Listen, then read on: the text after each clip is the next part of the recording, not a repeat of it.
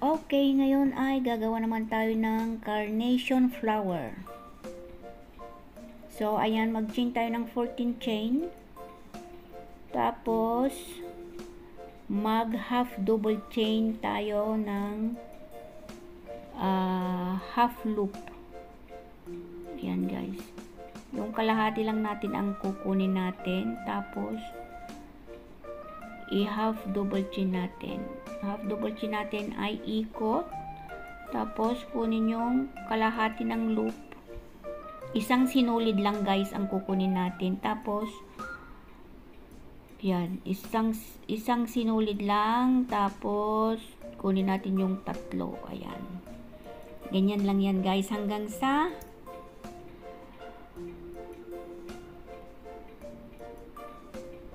dulo.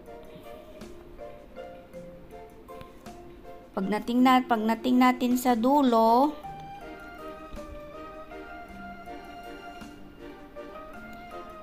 i-one chain natin. Ayan, one chain. Tapos, continuous lang sa half loop.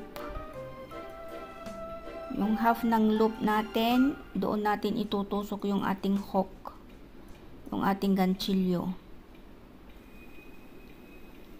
Ayan, itusok lang doon sa half loop. All the way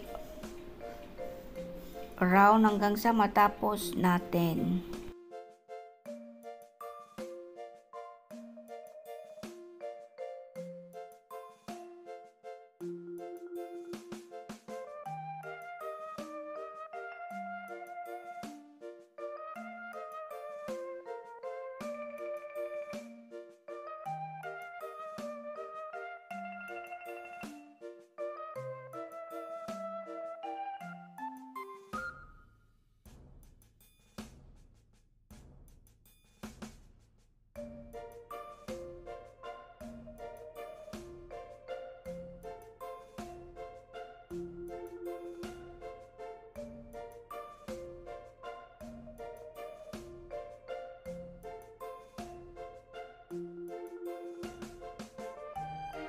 At ito na, nasa round 3 na tayo.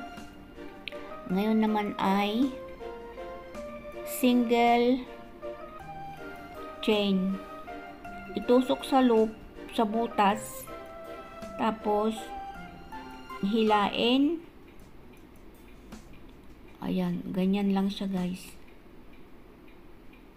Hanggang sa matapos natin all around. So, ito na nga yun, guys. Yan ang kinalabasan niya. At ang susunod ko namang gagawin ngayon ay itong pinaka puno ng dahon na carnation. So, mag-chain tayo dito ng 10 chain.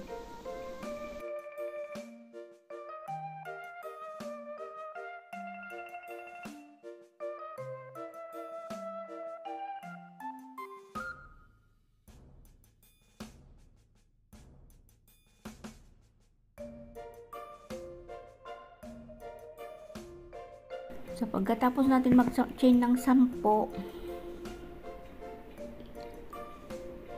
ayan, double, half double chain, ipasok natin sa unang butas ng loop.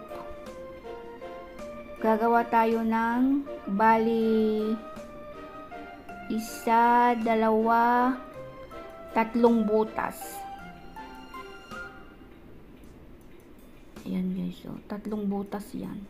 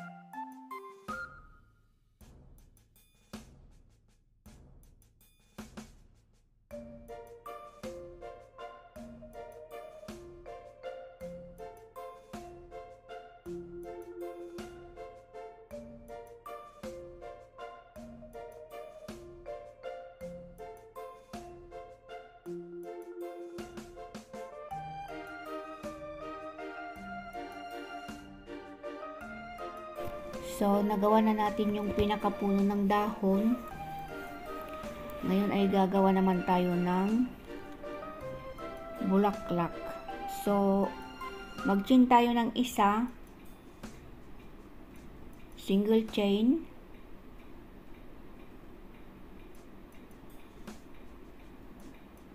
Tapos, mag-chain tayo ng 4 sa 2, 3, 4. Doon natin isarado sa ating pinanggalingan. So, bali gagawa tayo ng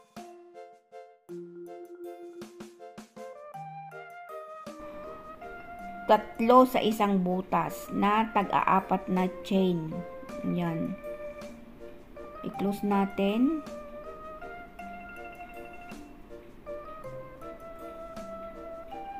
Another 4 na chain.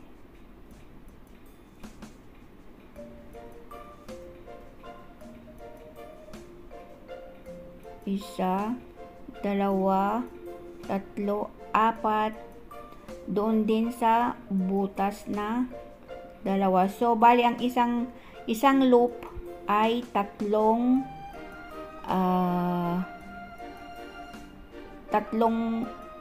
tag-4 na chain.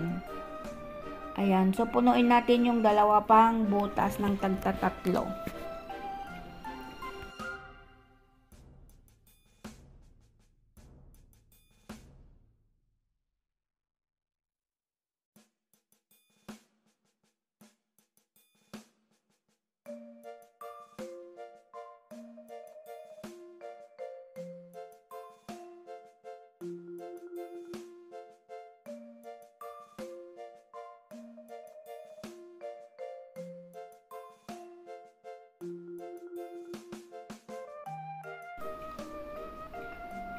So, ito na nga yung ating carnation flower. Ngayon naman ay didikitan ko ng glue muna, guys. Ayan. Ididikit ko yan dyan.